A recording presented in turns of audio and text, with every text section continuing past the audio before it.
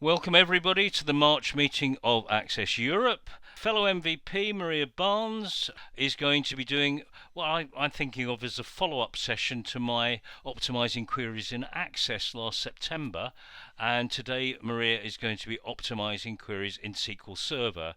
Now Maria is based in a small country called the United States of America, somewhere in the center of that small country, and she is ready to take over. So if you would like to share your screen, Maria. Okay. Today, we're going to talk about optimizing queries in SQL Server, like Colin said. Thank you very much, Colin, for the introduction. And I'm just going to kind of clarify, this is a Microsoft Access user group. Why are we talking about optimizing queries in SQL Server? And what is the context of what I'm talking about and how it relates to you as an Access developer? I know that many of you probably connect your Microsoft Access applications to SQL Server backend data.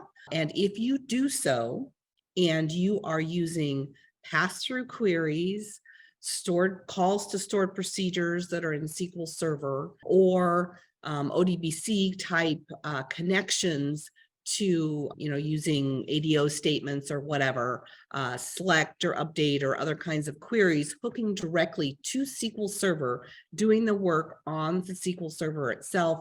Those are the queries that we're talking about. So then the second thing I want to just briefly touch on is, what makes me qualified to talk about optimizing queries in SQL Server. I've actually been using SQL Server since about 2003, and that's about the same amount of time that I've been working in Microsoft Access, so about 20 years.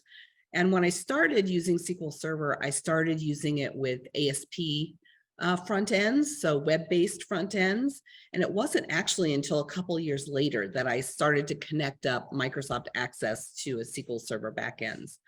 I've got a variety of sizes of clients. Most of my small business clients use Access backends, but about 30% of them at this point are using SQL backends.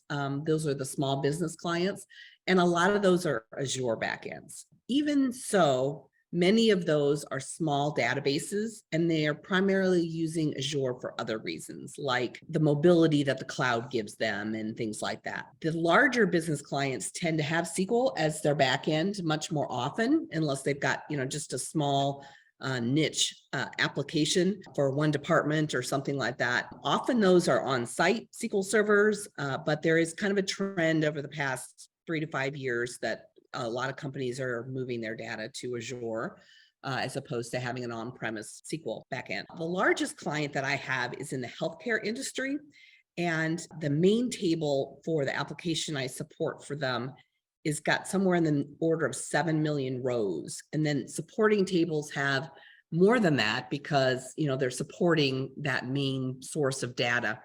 We've got a Microsoft Access front end and about over 50 users. And my average day is spent maybe working 75% in SQL and only 25% in Access. So even though I'm a Access MVP for the past 5 years, I do a lot of work in SQL.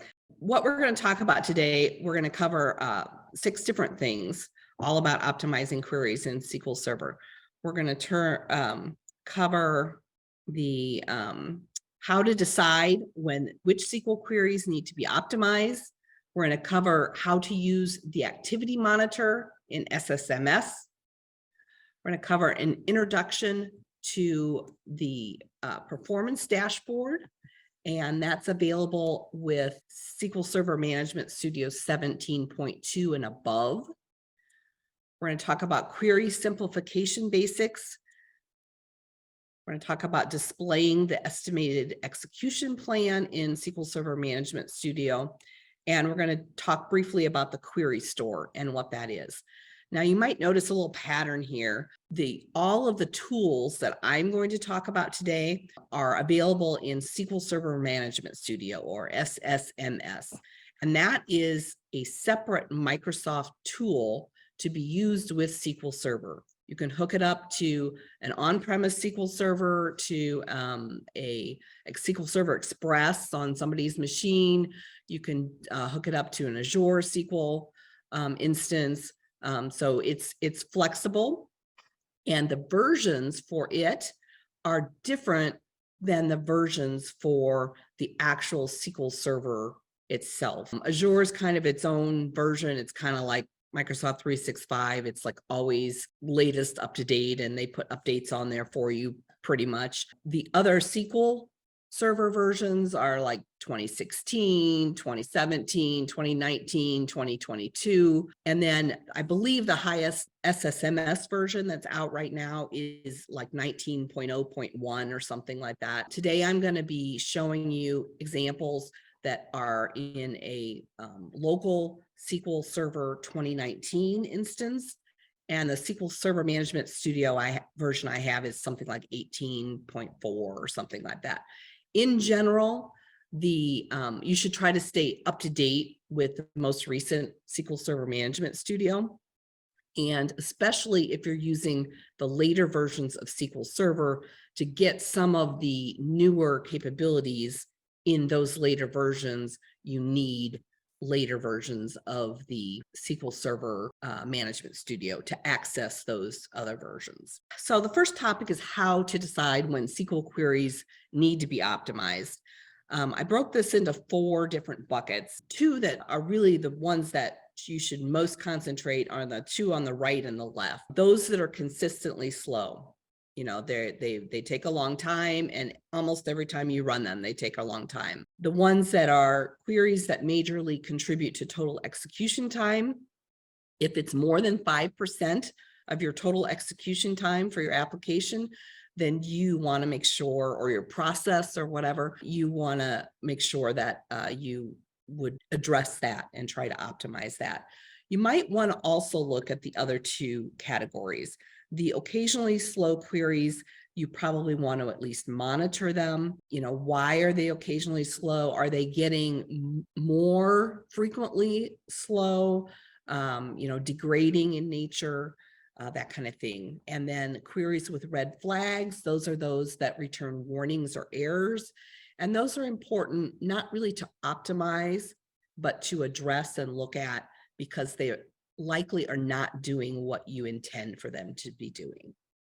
All right, so when you break down the first 2 categories that were on the left, the consistently slow and the occasionally slow queries, the most common cause of each of them are in the blue boxes at the top here. For consistently slow, it's often hardware constraints, suboptimal query structures, missing indexes, a poor choice of the query plan by the optimizer. Those are the biggest or most common causes. For the occasionally slow ones, there's often different causes. Commonly, it's something like data skew, where 1 or 2 data elements are different than your normal. And so maybe the plan for the optimizer that it's got from keeping track of most of your data is not ideal, because this data is different than the others. Or you can get blocking or hardware contention on the server, which can be something that's intermittent depending upon what other processes are going on. So how often the slowness happens can steer you towards looking at the right possible causes in a lot of cases. Then I made a couple notes and definitions about how to look for various types of causes. In some of the tools that we're going to look at, there's some wait times, and hardware constraints can often be found if you see waits that are SOS scheduler yield, cPacket, or page IO latch wait types. So those types will often indicate hardware constraints. So you might have, someone look at that, or look at it yourself if that's your position. Suboptimal query structures. What do we mean by that? Row-based operations with cursors and while loops can really be slow. The reason is that Microsoft SQL Server is not designed, or optimized rather, to be a row-based, or to do row-based operations. It's optimized to do what's called set-based operations. And we're going to give an example of that later, what's the difference between row-based and set-based, but a row-based operation is definitely suboptimal. We will also have or notice problems with table valued functions, at least prior to SQL Server versions 2017. They did some improvements in that starting with 2017, so they are better in the later versions. And then you'll also find problems often with scalar functions. Those were improved with compatibility levels 140 and 150. I don't know if you're familiar with compatibility levels, but you can, for example, upgrade a database from one SQL version to another version, but set the compatibility level back to an older version. So you don't have to do maybe as much work and tweaking, and then later work on those differences and upgrade the compatibility version. If you're working especially in versions lower than 140, scalar functions can really slow down things. I've seen where queries chugging along with a certain average speed, and all of a sudden it's taking like 10 times as long. And invariably, when I look at it, it is got a scalar function in the while clause. So, and again, we're going to talk just a little bit more about that in a bit. SARGability is when you have a column in your query in the where clause that you're able to use an index for. And that's, if you're doing that, that's called a sargable query. However, it's not sargable, and thus it takes longer to run if that column contains a like that starts with a wildcard. It's trying to do like an equals something specific in the index lookup. It can't do a like star or something and use the index anyway. It has to use a different technique. And also, if you use functions on your columns, like a convert, that can make it not sargable. Missing indexes are something that can affect the speed. Missing or out of date statistics can affect it. And let me just show you here a hint on that.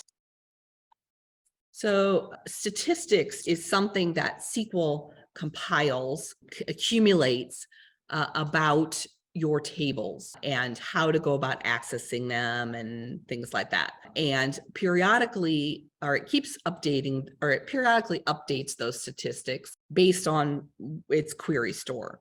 And in order to get the most use or the best use out of statistics, in general, after you've updated a query and you're using a different query, say, you might want to consider updating the statistics on that table because of the fact that the statistics can get out of it. So this is a way to query when the statistics were last redone on a table.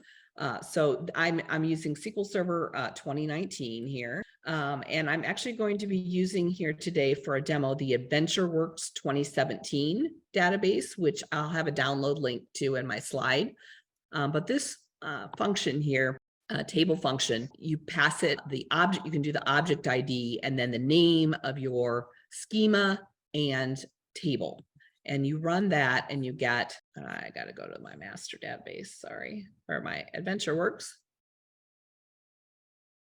So this tells me that the statistics on this table were last updated on 10/27/2017.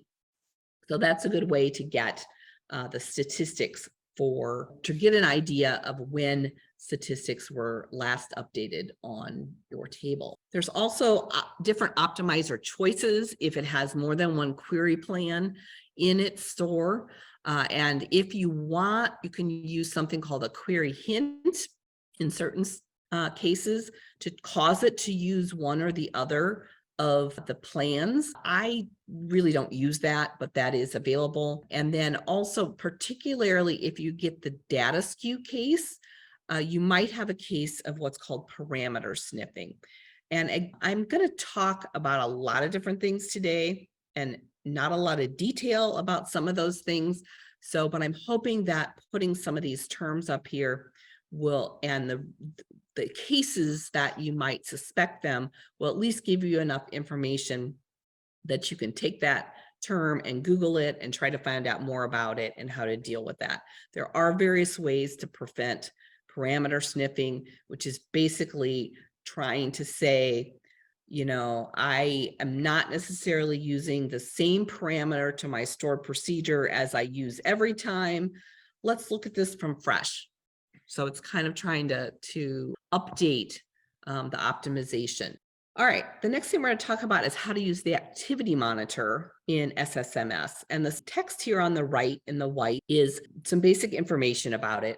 In order to look at the activity monitor, you have to have view server state permissions. Now, this is a server-based tool, not a database tool. So on the server itself, you have to have view server state permissions. And then there's 6 different categories. That fourth one on the left, the data file IO pane, if you want to access that, you also have to have create database, alter database, or view any definition permissions. To start it, you need to right click on the server instance and select the icon on the toolbar. So let me just demo that real quick here. Again, it's at the server level. You right click and you choose the activity monitor, and that shows it to you, or there's an icon right here that you can use to do it. And the panes, there's the 6 panes that I listed in the slide. They're all expandable and collapsible. So you can see the different things in them by expanding and collapsing them like this. And let's see what else. Oh, right clicking on the overview header here gives you the ability to refresh, change the refresh interval. And refresh in this case means SQL and how often it's querying what it's doing in order to get the information it needs to display here. This is a 1 hour. It is recommended that you don't set it to any less than every 10 seconds, because if you do that, SQL querying stuff is going to start interfering with how you are, or your other queries that are running, and everything will slow down more. And then as it's not really, anything is not really running here, but I'll show you a slide. These graphs, they'll start out blank, and then as you run, well, it's actually running here. Actually, maybe if I had the refresh set to less than an hour, you could see it. But these will make graphs and show you what's going on as you sit here and watch it. A couple of my favorite things are the recent expensive queries. That shows you the last 30 seconds of queries and what's expensive, and also the active expensive queries, especially if you know that you've got something going on and what is causing it and that kind of thing. A little bit about the definition of the overview pane, which is that top section with the 4 graphs. Percent processor time is the percentage of time the processors spend to execute threads that are not idle. Waiting tasks is the number of tasks waiting for the processor or IO or memory to be released so tasks can be processed. Database IO is data transfer rate from memory to disk and disk to memory, disk to disk. And batch requests per second is the number of SQL Server batches received by the instance in a second. So you can kind of tell how busy it is by that one. Also, the processes pane, you can right click on the processes and get details about the last command, or kill the command if you are a member of sysadmin or process admin server roles. So let me show that real briefly, and then I'll show you my graph. So on the processes, for example, I've got this, it says it's suspended. So if I wanted to, I could kill it. I can go here to details and I can see details of what it is. That's it. And then here's a picture of what an active server, the one I'm showing you here today is just local on my development machine, right? If I'm not running a massive test of something or something like that, it's got nothing much going on it. But this is a real life SQL server, and it had some contention going on when I took this picture. You can see that the database IO maybe isn't that high, but the waiting tasks, they're a little up there on that graph. And there's a lot of activity going on. It happened to be during the morning. A lot of reports were running and things like that. All right, now we're going to talk about something called the performance dashboard. And this is fairly new. This allows you to find CPU bottlenecks, resource contention, IO bottlenecks, index recommendations that are generated by the query optimizer, and blocking 5 different pieces of information. You get to it in a similar manner to the activity monitor. It's again a server-based tool. And you go down, you right click on the server instance and you go down to reports and then choose standard reports and performance dashboard. And these are the types of things you see. So I'm going to show you that on the server itself. So again, right click, reports, standard reports, and performance dashboard. Here's that CPU utilization, the current waiting requests, if there are any, information about the current activity. So those are kind of 4 different graphs or charts. Under historical information, there's basically 4 types of information.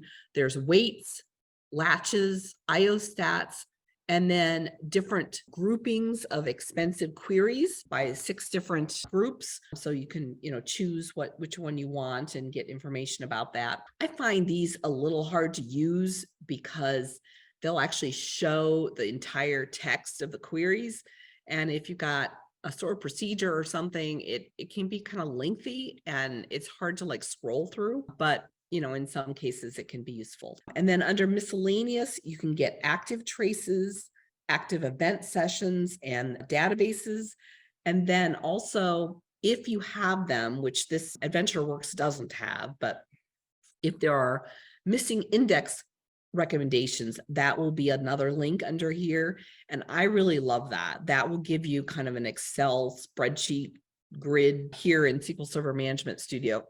And it'll list the indexes and also a score.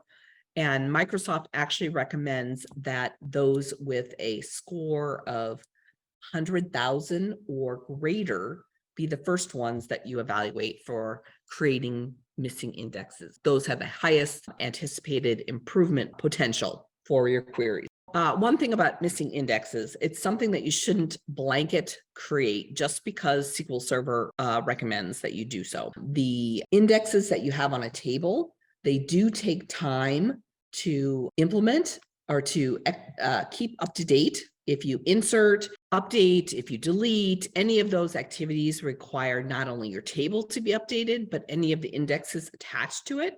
So you don't want lots and lots of indexes. It might be better for you to modify an existing index, for example, and extend it a little bit rather than create a brand new index. So it's not something that you should blanket take SQL Server's recommendation for, but it is a sign that you should check that out further. All right, now I want to talk a little bit about query simplification basics. There are different ways to try to make your queries simpler and thus optimize them. One way is to reduce your table size. If you have a really wide table, say it's got 100 fields, and you only typically want to return the 10 fields from that table, then it might be better to, for example, put those 10 fields along with the index in one table and put the other fields that are accessed less often in a separate table with same index that you can join on only when you need it. Or if your table is not normalized, if you've got rows that have a lot of fields that are repetitive, you might want to normalize your table structure so that you can reduce your table size. Those things help with making your queries run faster. You also want to simplify joins. If you're joining 2 tables, you've got select whatever from table X, inner join table Y, you want to start right after the from with the table that returns the fewest results after filtering. So say you have that and you have where column equals some value. If that column is on the second table, then what happens is the entire first table gets joined to the entire second table, and then it's filtered. If you have it the other way, then the first table gets filtered and then it gets joined on the second table. So it's always better to start with the table that has the fewest results after the filter happens. And sometimes the filter's on multiple columns and one's from one table and one's from the other.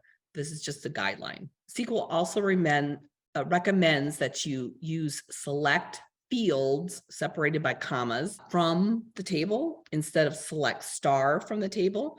And that is because if you only return a list of fields that's probably smaller than your complete list, you might be able to make use of indexes in a different manner and only look at the indexes, for example, in some cases. And again, we're going to talk about a specific example of that shortly. These next two I'm not going to cover very much, but people use count and exists and in queries, particularly if you've got a subquery.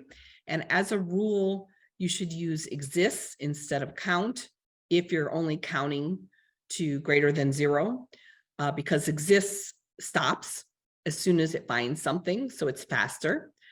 And likewise, you should use in instead of exists if the subquery is small. So if you've got a 1,000-row table that you're looking at, you probably want exists. If you've got a list of 10 values, you want to use in. So just take a look at your query and make sure you're using the right structure. If you've got a group by query and you're filtering it, if possible, you should filter on the where clause, using a where clause instead of filtering on the having clause. You can't always do that. If your filter, it has to be on some computed value, like the max of something or the count of something, you can't do that.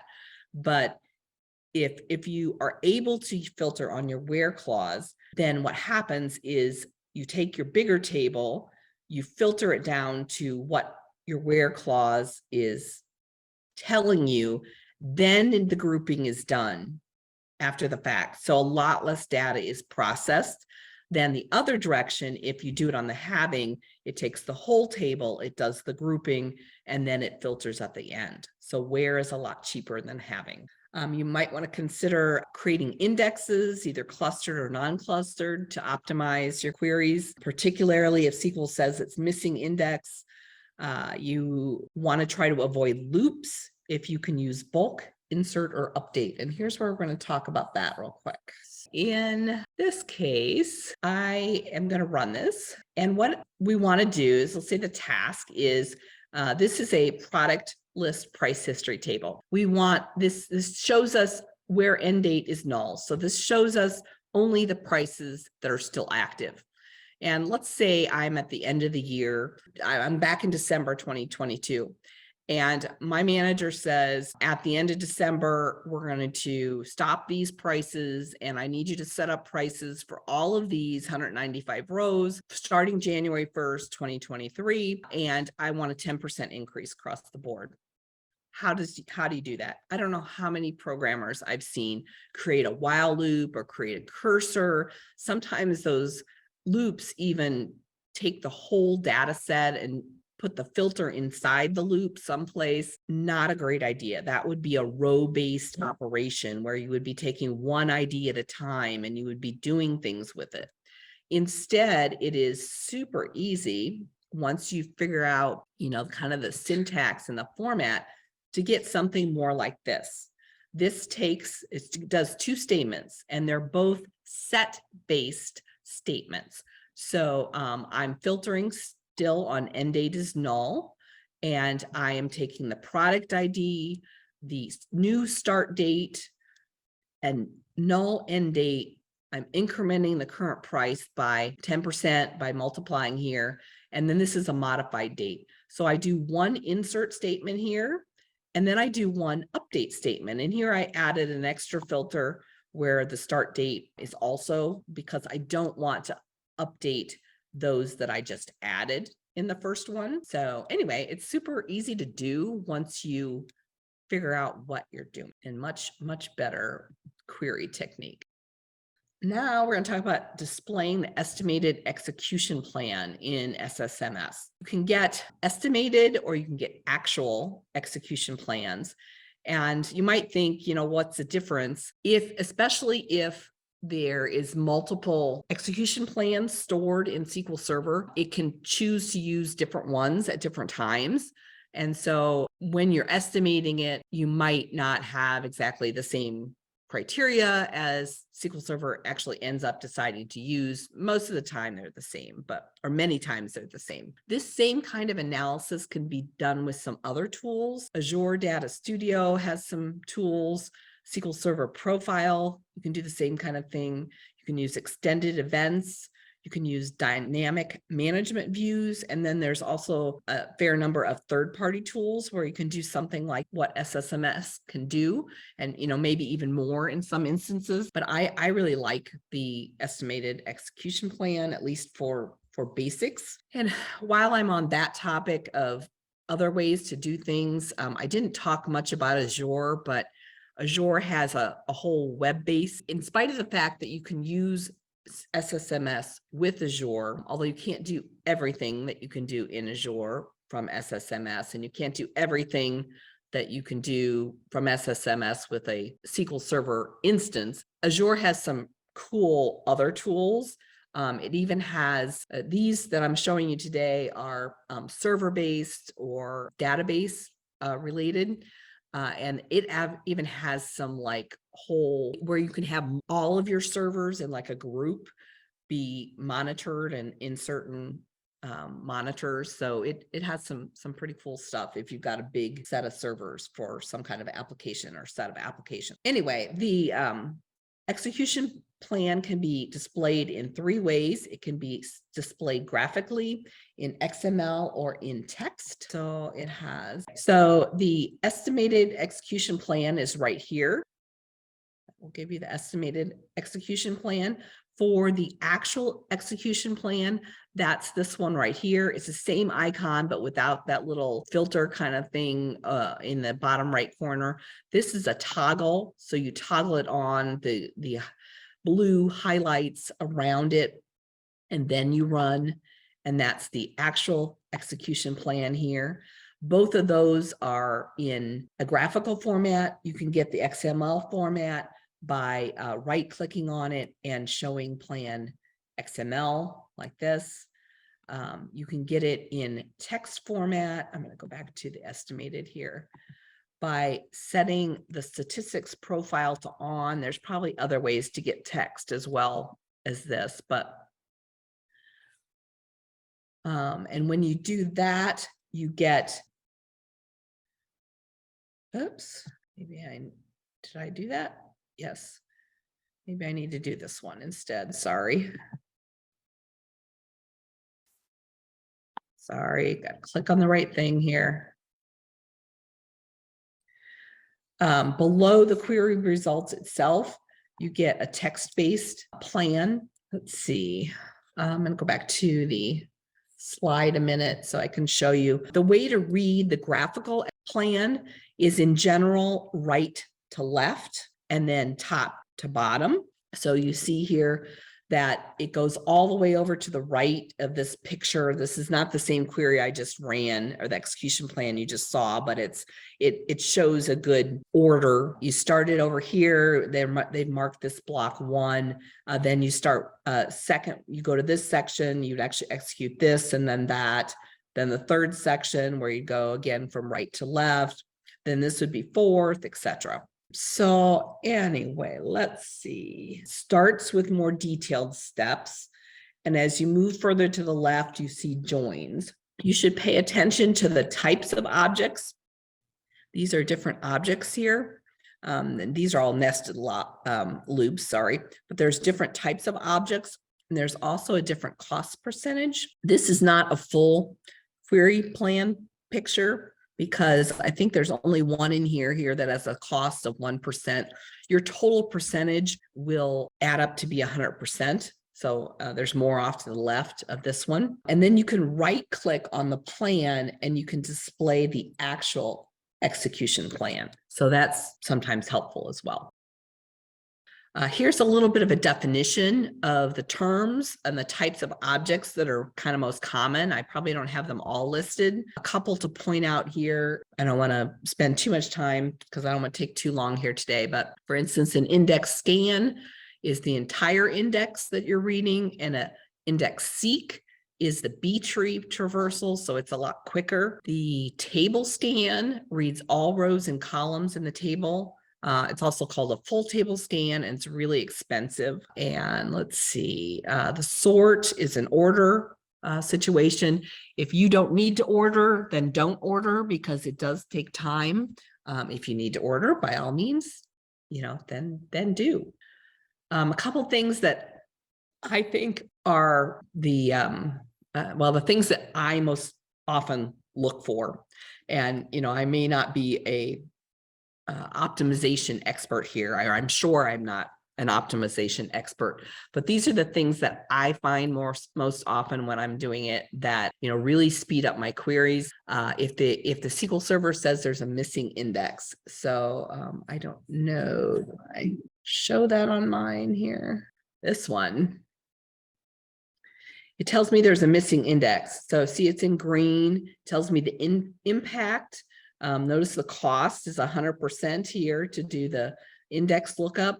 And you can hover over it and see the details.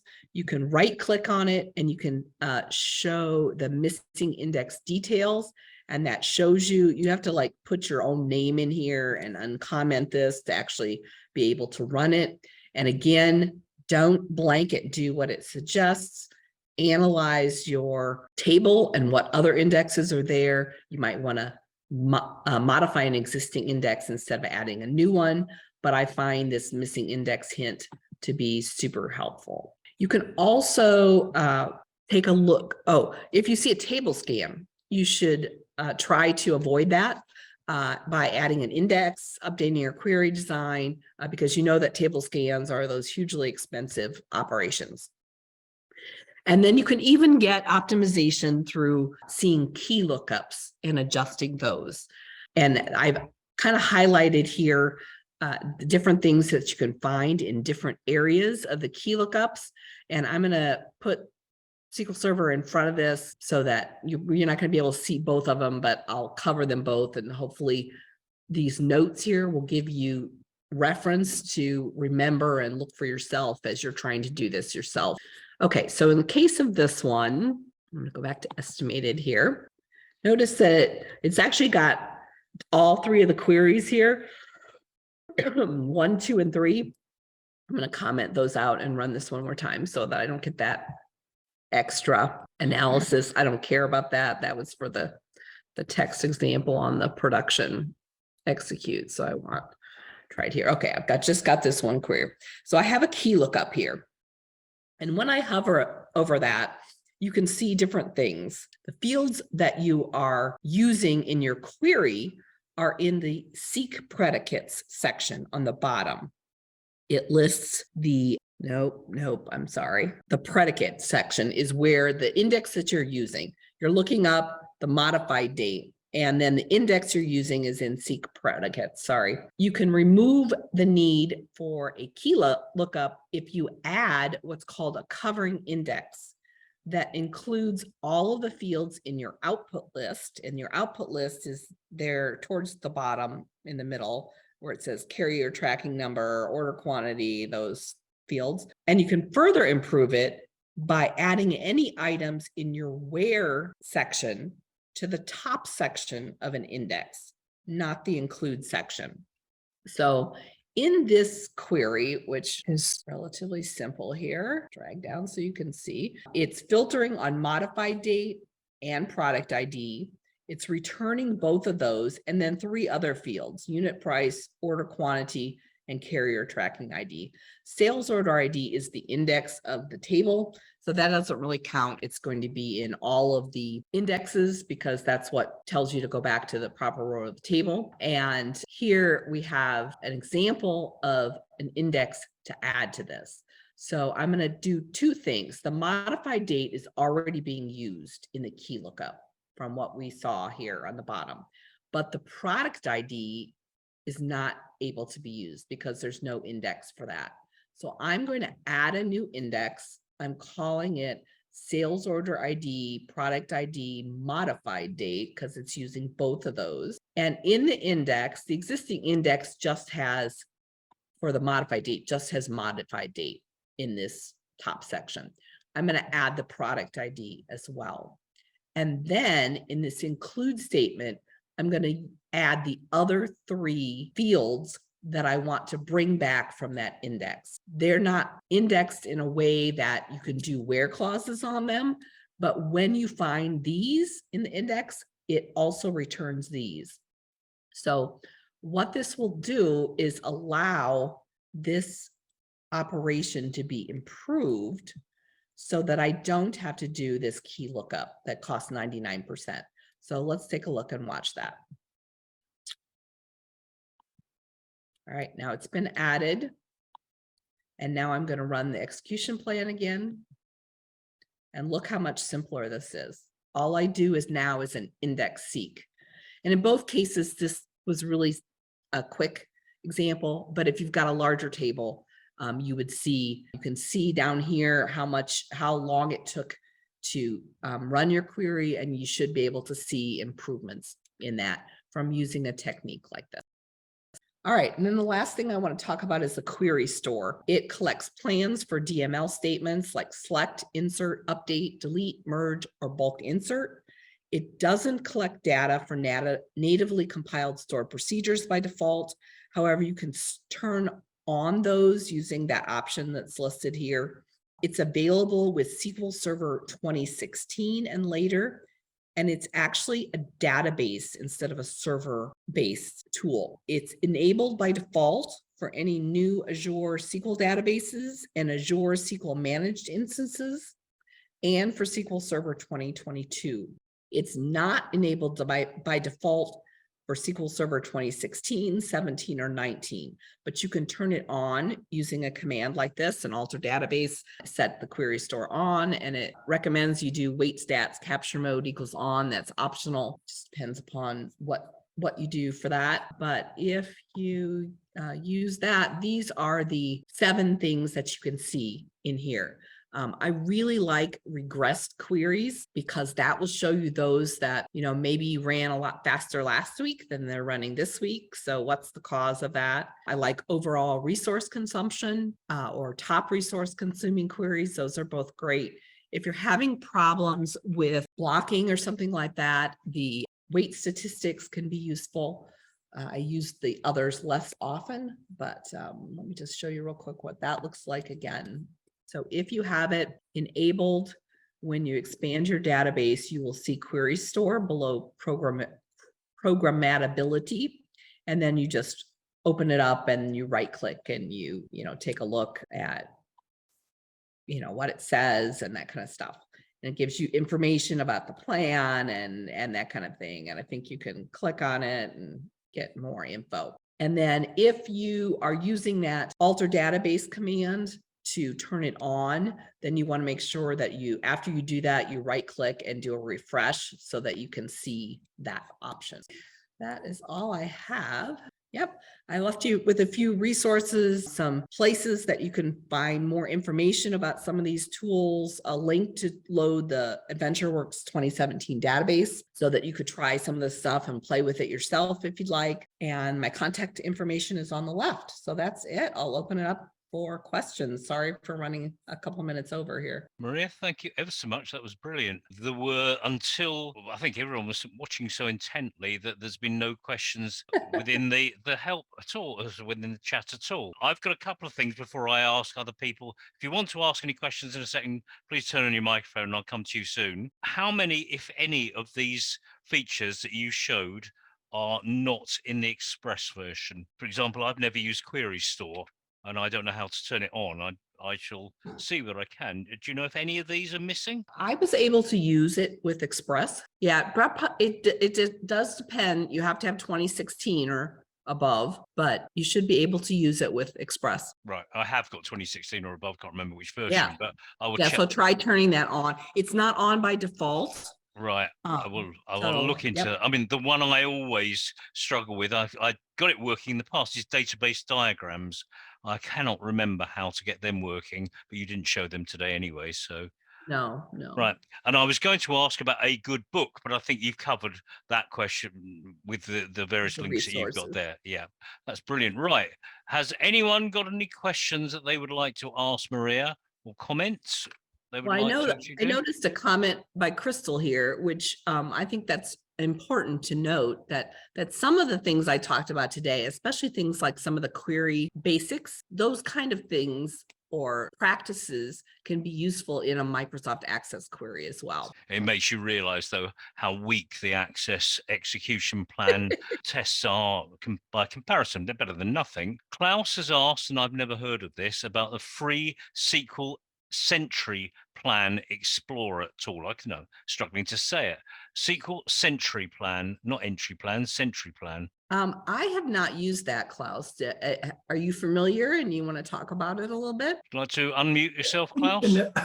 Oh no, I'm just think that is an interesting tool, but I never used it because I don't use my databases are not big enough to optimize them very much. Because if you have tables with 500 or 1,000 or 1,500 rows, then you don't need to optimize them very much. So, but I think that's a tool which helps if you're doing optimizing. You should use, or you should look for that tool. And there is an. Would you know who does it? Who provides it? Sentry at the moment. It was it's called before Sentry. If I could just jump in for a second, it's Jack here. I was going to make the same comment about SQL Sentry Plan Explorer, and just Google for that. It comes right up at the top. It's a free tool. Absolutely fantastic. What Maria was showing there with the tweaking the indexes, it's got a graphical tool for doing that. Shows you the relative improvement you're going to get by adding a field here or there, putting it in the index or included. It's absolutely fantastic. Highly recommended. I'll have to check that out. Okay, and thank you, Tim, and thank you also for giving me the how to turn on the query store, which I shall look at later. And Plan Explorer, SQL Sentry Plan Explorer used to be from SolarWinds, which was quite notorious about a year or so ago with some data breaches, I think. Yeah, massively. What, did it used to be a charged tool then? Because I'm familiar with SolarWinds. I think SolarWinds has a whole number of products. Okay. And I've been using Plan Explorer maybe for a year and a half or so. And it's been free for all that time. Oh, it was 15 years ago. It was only the first half was free and the second half was sold. Part of it was free always, but not the whole tool. And now is the whole tool free for 10 years or now, or very long time. Okay, thanks ever so much. Are there any other points that people want to raise or questions from Maria? I just thought asking for that tool, because if you do query optimization, you should use that tool because it helps you tremendous. If I do that, I use that tool, but very rarely, because I very rarely do optimization. Thank you so much, Klaus, and thank you again to Maria. That was an excellent presentation, and one that I shall watch again for learning purposes. Sorry, Jack, you were going to say something else then. Yeah, one quick question. For the activity monitor, you needed some significant permissions on the server. How about the performance dashboard? Is that the same permissions you need? Actually, that's a good question. I should have looked that up specifically. I imagine it's similar, but I did not look that up specifically. Thank you again. That's what you've just watched. And next month, if I assume I can get to there, as I said, Duane Hookom, another ex-MVP in this case, for many years, 2001 to 2016, pictured in his favorite Parks and Recreation mode. And he couldn't be here tonight, unfortunately. He's going to be talking about how to create calendar format reports, which is something I know Crystal also works on quite a lot as well. If you want to know more details about that, then the best thing to do is to go to the link that I've got at the bottom here, which is the Access Europe site. And as you can see there, hopefully it's large enough to be legible then, calendar reports, requirements, data structure, tricks to achieve, and so on there. So I can't really do it justice, but Duane will will definitely do so. And I think some of you who've been around for a while will know Duane of old. An excellent speaker. Surely. Okay. I didn't recognize the voice that said that, but thank you for agreeing. Oh, no, it's Klaus here from Germany. All right. Okay. Thank Because you, I Klaus. was an MVP as well. So Wait, I didn't know that. yeah, for Access from 1997 to 2000 and something, 2005 or 6. Okay, thank you. And we have another new Access MVP, well, new old Access MVP. Richard Ross has been reappointed, if that's the phrase, to MVP status as of today, which is good news. And certainly the time he spends making videos is well deserved there. I am very much looking forward to Duane's presentation. Not only calendars, he has scheduling stuff also.